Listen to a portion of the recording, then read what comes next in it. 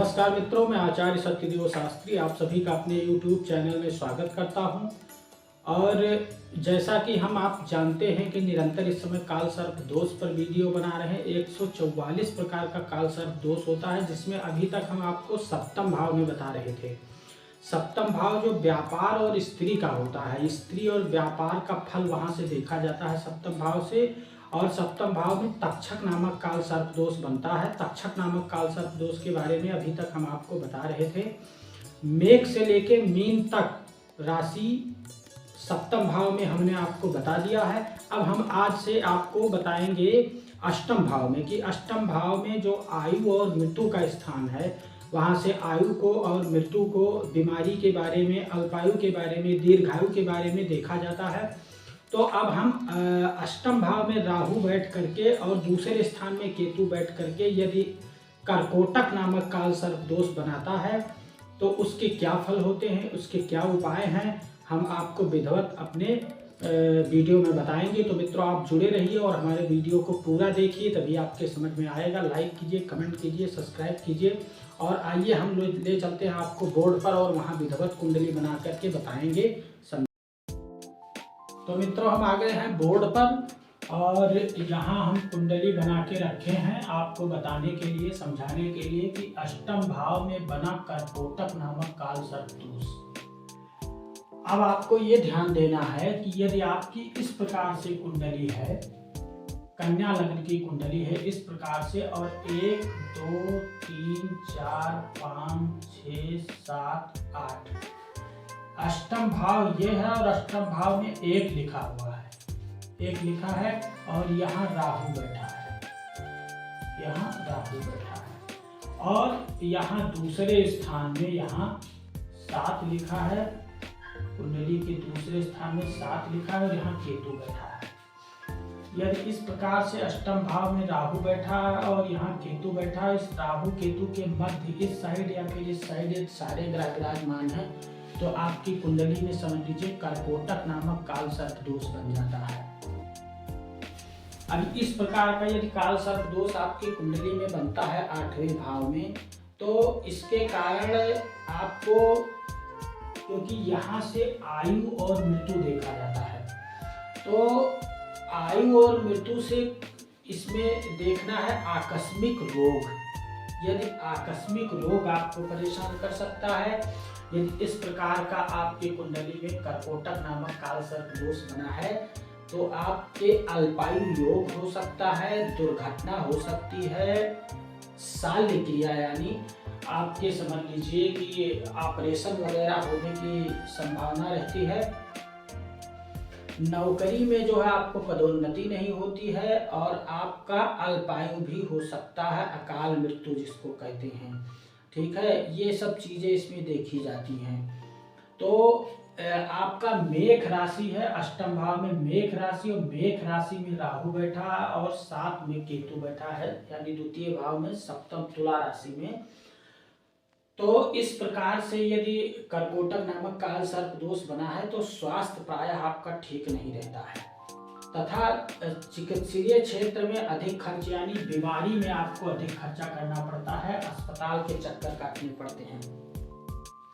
आर्थिक स्थिति में आपके निरंतर जो है उतार चढ़ाव बने रहते हैं। बाणी की कर्कश, मतलब बाणी आपकी जो है वो कड़वी है, क्योंकि बाणी का यहाँ द्वितीय भाव में बैठा हुआ है केतु, तो ये बाणी का स्थान है। बाणी आपका जो है वो कड़वी है, कड़वी बाणी है। इस ओजा से आपके जो मित्र हैं वो भी शत्रु बन जाते हैं। ठीक है, परिश्रम के अनुरूप लाभ नहीं मिलता। इसलिए आप क्या करिए कि आप थोड़ा अपने बाणी को मीठा बोलने की कोशिश कीजिए, कड़वी बाणी ना बोले, जो कि आपके जो मित्र हों वो शत्रु ना बने।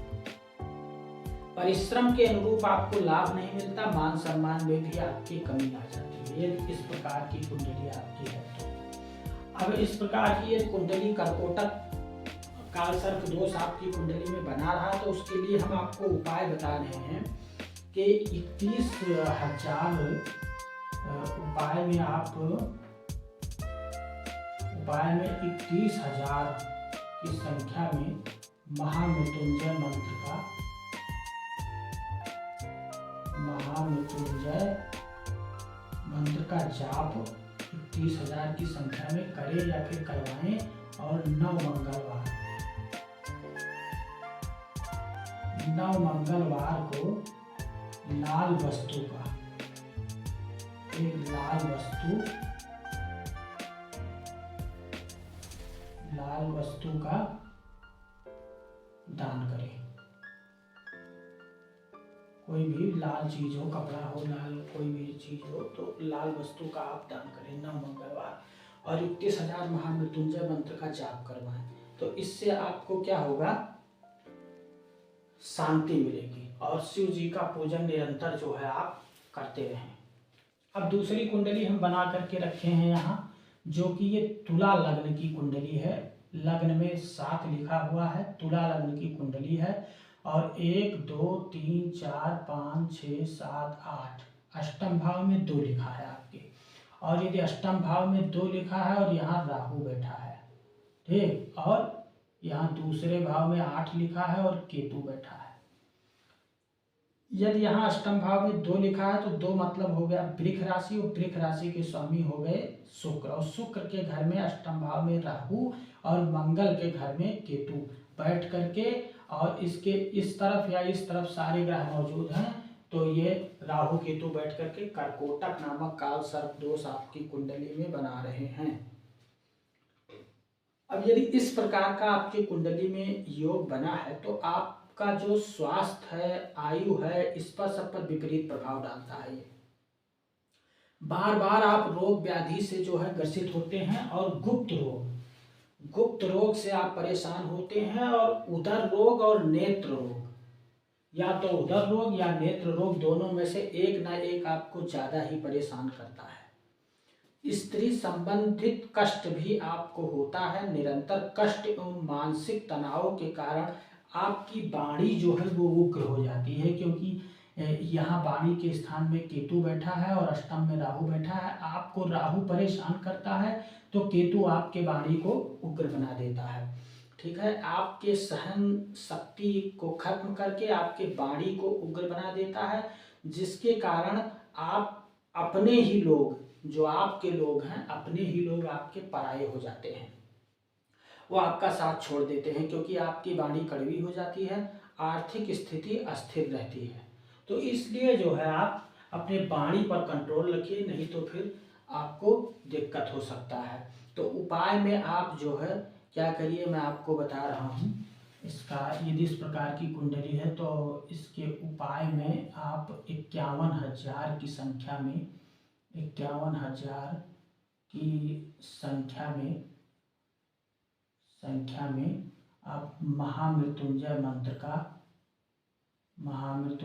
मंत्र का जाप करें या फिर करवाएं, ठीक, जाप करें या करवाएं। एक तो ये करिए, और दूसरा आप मूंगा धारण कीजिए, जो मंगल का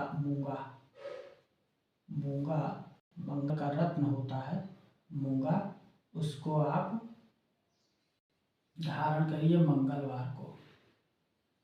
हाँ, उसको आप धारण करिए। 2 काम करिए। और एक मैं आपको और बता देता हूँ, काल सर्प